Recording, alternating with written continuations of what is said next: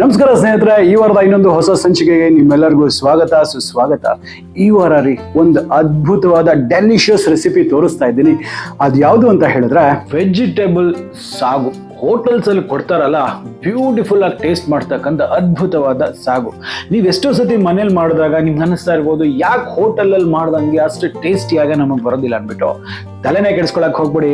ಈ ಒಂದು ವಿಡಿಯೋದಲ್ಲಿ ನಿಮ್ಗೆ ಸ್ಟೆಪ್ ಬೈ ಸ್ಟೆಪ್ ಅಲ್ಲಿ ಪ್ರತಿಯೊಂದು ಪ್ರೋಸೆಸ್ನ ಸಿಂಪಲ್ ಆಗಿ ಈ ಒಂದು ಹೋಟೆಲ್ ಸ್ಟೈಲಿನ ಈ ಒಂದು ವೆಜಿಟೇಬಲ್ ಸಾಗು ಯಾವ ರೀತಿ ಮಾಡಬೇಕು ಅನ್ನೋದನ್ನ ಹೇಳ್ಕೊಡ್ತಾ ಇದ್ದೀನಿ.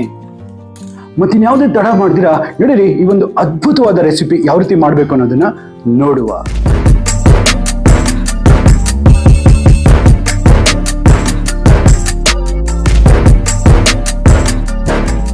ನೋಡಿ ಸ್ನೇಹಿತರೆ, ಇದಕ್ಕೆಲ್ಲ ಮೊದಲನೇದಾಗಿ ಪ್ರಿಪರೇಷನ್ಸ್ ಏನ್ ಮಾಡ್ಕೋಬೇಕಂದ್ರೆ, ನೋಡಿ ಒಂದು ಕ್ಯಾರೆಟ್ ಅನ್ನ ಈ ರೀತಿ ಸಣ್ಣ ಸಣ್ಣದಾಗಿ ಹಚ್ಕೊಂಡಿದ್ದೀನಿ, ಟೊಮೆಟೊನು ಸಹ, ಮತ್ತೆ ಆಲೂಗಡ್ಡೆ ಒಂದು 2 ಈ ರೀತಿ ಕ್ಯೂಬ್ಸ್ ಆಗಿ ಕಟ್ ಮಾಡ್ಕೊಂಡಿದ್ದೀನಿ. ಒಂದು 2 ಸಣ್ಣ ಈ ಗಾತ್ರದ ಈರುಳ್ಳಿನ ಸಣ್ಣ ಸಣ್ಣದಾಗಿ ಹಚ್ಕೊಂಡು ಪಕ್ಕಕ್ಕೆ ಇಟ್ಕೊಳ್ಳುವ. ಇದು ತುಂಬಾ ಇಂಪಾರ್ಟೆಂಟ್. ಒಂದು 8 ರಿಂದ 10 ಮೆಣಸಿನಕಾಯಿನ ಸ್ವಲ್ಪ ಎಣ್ಣೆ ಹಾಕ್ಬಿಟ್ಟು ಸ್ವಲ್ಪ ರೋಸ್ಟ್ ಮಾಡ್ಕೊಂಡಿದ್ದೀನಿ. ಈ ರೀತಿ ಮಾಡ್ಕೊಳ್ಳೋದ್ರಿಂದ ಏನಾಗುತ್ತೆ ಅಂತ ಹೇಳಿದ್ರೆ ಗ್ಯಾಸ್ಟ್ರಿಕ್ ಅನ್ನೋದು ಆಗೋದಿಲ್ಲ. ಈಗ ಹೇಳಿದ್ಮೇಲೆ ಆ ಸೀಕ್ರೆಟ್ ಮಸಾಲ ಯಾವ ರೀತಿ ಮಾಡ್ಬೇಕಂತ ಹೇಳ್ಕೊಡ್ತೀನಿ. ಇದರಲ್ಲಿ ಒಂದು ಅರ್ಧ ಕಪ್ನಷ್ಟು ಹಸಿ ಕಾಯಿ ತುರಿ, ಫ್ರೆಶ್ ಆಗಿರ್ತಕ್ಕಂಥದ್ದು ಈ ಕಾಯಿ ತುರಿಯನ್ನ ಹಾಕೊಳ್ಳಿ. ಜೊತೆಗೆ 1/4 ಕಪ್ನಷ್ಟು ಹುರಿಗಡಲೆ ಪುಟಾಣಿ ಬರುತ್ತಲ್ಲ, 1/4 ಕಪ್ನಷ್ಟು ಈ ಪುಟಾಣಿಯನ್ನು ಹಾಕೊಳ್ಳುವ. ಇದ್ರೊಟ್ಟಿಗೆ ಇದು ಬಂದ್ಬಿಟ್ಟು ಸೋಂಪು, ಜಸ್ಟ್ ಒಂದು ಅರ್ಧ ಟೀ ಸ್ಪೂನ್ ಅಷ್ಟು ಜೀರಿಗೆ, 1 ಇಂಚಷ್ಟು ಚಕ್ಕೆ, ಒಂದು 3 ರಿಂದ 4 ಲವಂಗ, ಒಂದು 2 ಹಸಿರು ಏಲಕ್ಕಿ, ಮತ್ತೆ ಹಸಿ ಮೆಣಸಿನಕಾಯಿ ಏನ್ ನಾವು ಹುರಿದಿದ್ವಲ್ಲ ಆ ಹುರಿದಿರ್ತಕ್ಕಂಥ ಮೆಣಸಿನಕಾಯಿ.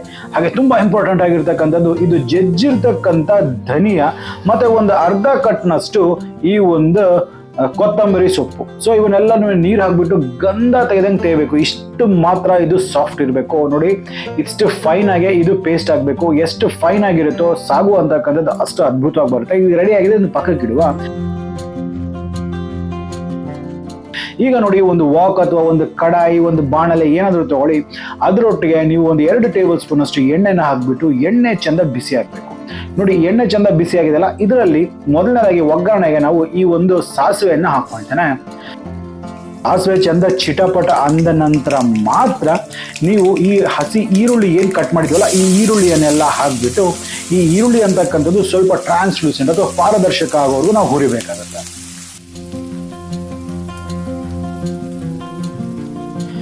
ಈಗ ನೋಡಿ, ಈರುಳ್ಳಿ ಸುಮಾರು ಸ್ವಲ್ಪ ಹೊತ್ತು ಹುರಿದ ನಂತರ ಸ್ವಲ್ಪ ಟ್ರಾನ್ಸ್ಲೂಸೆಂಟ್ ಆಗಿದೆ. ಈಗ ಇದರಲ್ಲಿ ನಾ ಹೇಳಿದ್ನಲ್ಲ, ಈ ಜಜ್ಜಿರ್ತಕ್ಕಂಥ ಧನಿಯಾ ಪುಡಿ 1 ಟೀ ಸ್ಪೂನ್ ಅಷ್ಟು ಇನ್ನೊಮ್ಮೆ ಇದಕ್ಕೆ ಹಾಕೊಳ್ಳೋಣ. ಇದೇ ತುಂಬಾ ಒಳ್ಳೆ ಫ್ಲೇವರ್ ಕೊಡುತ್ತೆ. ಈಗ ತರಕಾರಿಗಳನ್ನೆಲ್ಲ ನೀವು ಹಾಕೊಂಡ್ಬಿಡಿ. ಕ್ಯಾರೆಟು, ಆಲೂಗಡ್ಡೆ, ಸ್ವಲ್ಪ ಇದಕ್ಕೆ ರುಚಿಗೆ ತಕ್ಕಷ್ಟು ಉಪ್ಪು, ಸ್ವಲ್ಪ ಜಲ್ದಿ ಕುಕ್ ಆಗಲಿ ಅನ್ನೋ ಒಂದು ಕಾರಣಕ್ಕಾಗಿ ಅರಿಶಿನ,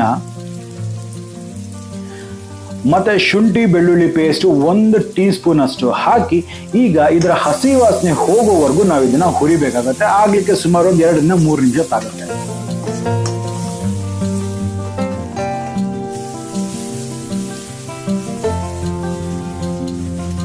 ನೋಡ್ತಿರಲ್ಲ, ಈಗೆಲ್ಲ ಪರ್ಫೆಕ್ಟ್ ಆಗಿ ಕುಕ್ ಆಗಿದೆ. ಒಂದು 4 ನಿಮಿಷಗಳ ಕಾಲ ಕುಕ್ ಆಗಿದೆ ಇದನ್ನ. ಸೊ ಈಗ ಏನ್ ಮಾಡ್ಬೇಕಾಗತ್ತೆ, ಇದನ್ನ ಒಮ್ಮೆ ಕ್ಲೀನ್ ಆಗಿ ಮಿಕ್ಸ್ ಮಾಡ್ಕೊಳ್ಳುವ. ಒಂದು 4 ನಿಮಿಷ ಆದ ನಂತರ ನೋಡಿ, ಇದರಲ್ಲಿ 1 ಗ್ಲಾಸ್ ಅಷ್ಟು ನಾನು ನೀರನ್ನ ಹಾಕೊಳ್ತೇನೆ. ಸೊ ಈ ನೀರನ್ನ ಹಾಕೋ ಕಾರಣ ಏನಂತ ಹೇಳಿದ್ರೆ, ಈ ವೆಜಿಟೇಬಲ್ಸ್ ಏನಿದೆ, ವೆಜಿಟೇಬಲ್ಸ್ ಎಲ್ಲ ಚೆನ್ನಾಗಿ ಕುಕ್ ಆಗಲಿ ಅಂದ್ಬಿಟ್ಟು.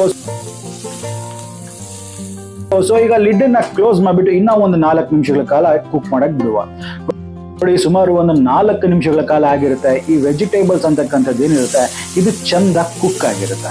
ಸೊ ನೋಡ್ತಿದ್ರಲ್ಲ, ಹೆಚ್ಚು ಕಮ್ಮಿ ಈ ವೆಜಿಟೇಬಲ್ಸ್ ಎಲ್ಲ ಪರ್ಫೆಕ್ಟ್ ಆಗಿ ಕುಕ್ ಆಗಿಬಿಟ್ಟಿದೆ. ಸೊ ಈ ಸಂದರ್ಭದಲ್ಲಿ ನಾವು ಮಾಡಿಟ್ಕೊಂಡಿದ್ವಲ್ಲ ಆ ಒಂದು ಮಸಾಲೆಯನ್ನೆಲ್ಲನೂ ಹಾಕೊಂಡ್ಬಿಡುವ. ಅದರಲ್ಲಿ ಮಿಕ್ಸಿಯಲ್ಲಿ ಇರ್ತಕ್ಕಂಥ ನೀರನ್ನು ನಾನು ಸ್ವಲ್ಪ ಹಾಕೊಳ್ತೇನೆ. ಸೊ ಈಗ ನೀವು ಕನ್ಸಿಸ್ಟೆನ್ಸಿನ ಅಡ್ಜಸ್ಟ್ ಮಾಡ್ಕೋಬೇಕಾಗತ್ತೆ. ಇಲ್ಲಿ ನಾನು ಬಿಸಿ ನೀರನ್ನ ಉಪಯೋಗಿಸ್ತಾ ಇದ್ದೀನಿ. ಎಷ್ಟು ಬೇಕೋ ನೀವು ಕನ್ಸಿಸ್ಟೆನ್ಸಿನ ಅಡ್ಜಸ್ಟ್ ಮಾಡ್ಕೊಂಡು ನೀರನ್ನ ಹಾಕ್ಬಿಟ್ಟು ಸೊ ಈಗ ನೀವು ಕುದಿಸ್ಲಿಕ್ಕೆ ಶುರು ಮಾಡಿ. ಇದರಲ್ಲಿ ಒಂದು ಟಿಪ್ ಏನಪ್ಪಾ ಅಂತ ಹೇಳಿದ್ರೆ, ಸ್ವಲ್ಪ ನೀರನ್ನ ಜಾಸ್ತಿ ನೀಡಿ. ಯಾಕಂದ್ರೆ ಇದರಲ್ಲಿ ಹುರಿಗಡ್ಲೆ ಹಾಕಿರ್ತೀವಲ್ಲ, ಗ್ರೇವಿ ಆಟೋಮೆಟಿಕ್ ಆಗಿ ಸ್ವಲ್ಪ ಗಟ್ಟಿ ಬರ್ಲಿಕ್ಕೆ ಶುರು ಆಗುತ್ತೆ. ಸೊ ಈಗ ಇದೊಂದು ಬಾಯ್ಲ್ ಬರಬೇಕು. ಆ ಬಾಯ್ಲ್ ಬರೋದಕ್ಕೆ ನಾವು ಬಿಡುವ. ನೋಡಿ, ಒಂದು ಸ್ವಲ್ಪ ಬಾಯ್ಲ್ ಬರಕ್ಕಿಲ್ಲ, ಗ್ರೇವಿ ಎಲ್ಲ ನಿಮಗೆ ಸ್ವಲ್ಪ ಗಟ್ಟಿ ಗಟ್ಟಿ ಕಾಣಿಸ್ತದೆ. ಸೊ ಈಗ ಉಪ್ಪನ್ನ ಹಾಕ್ಬಿಟ್ಟು ಎಷ್ಟು ಬೇಕೋ ಅಷ್ಟನ್ನ ಉಪ್ಪನ್ನ ಹಾಕಿ ಈ ಒಂದು ಸೀಸನಿಂಗ್ ಅನ್ನ ಅಡ್ಜಸ್ಟ್ ಮಾಡ್ಕೊಳ್ಳಿ. ಸೊ ಈಗ ಮತ್ತೆ ಹೈ ಫ್ಲೇಮ್ ಅಲ್ಲೇ ನೀವು ಇದನ್ನ ಚೆನ್ನಾಗಿ ಮಿಕ್ಸ್ ಮಾಡಬೇಕಾಗುತ್ತೆ.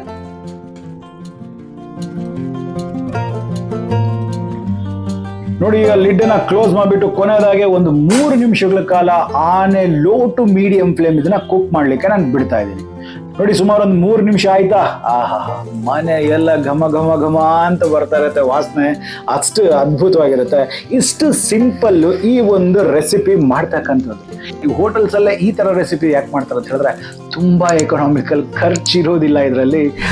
ಮತ್ತೆ ಟೇಸ್ಟ್ ಮಾತ್ರ ಬ್ಯೂಟಿಫುಲ್ ಆಗಿ ಟೇಸ್ಟ್ ಮಾಡುತ್ತೆ. ಪೂರಿ ಜೊತೆಗಂತೂ ಅದ್ಭುತವಾದ ಕಾಂಬಿನೇಷನ್. ಬರೀ ಪೂರಿನೇ ಅಲ್ಲ, ಈ ಒಂದು ಸಾಗು ಮಾಡಿದ್ರೆ ನೀವು ಇಡ್ಲಿ, ತಟ್ಟೆ ಇಡ್ಲಿ ತಗೊಳ್ಳಿ, ನಾರ್ಮಲ್ ಇಡ್ಲಿ ತಗೊಳ್ಳಿ, ಇಲ್ಲ ಅಂತ ಹೇಳಿದ್ರೆ ರವೆ ಮಸಾಲ ಇಡ್ಲಿ ತಗೊಳ್ಳಿ, ಜೊತೆಗೆ ಸೆಟ್ ದೋಸೆಗೂ ಸಹ ಇದೊಂದು ಅದ್ಭುತವಾದ ಕಾಂಬಿನೇಷನ್.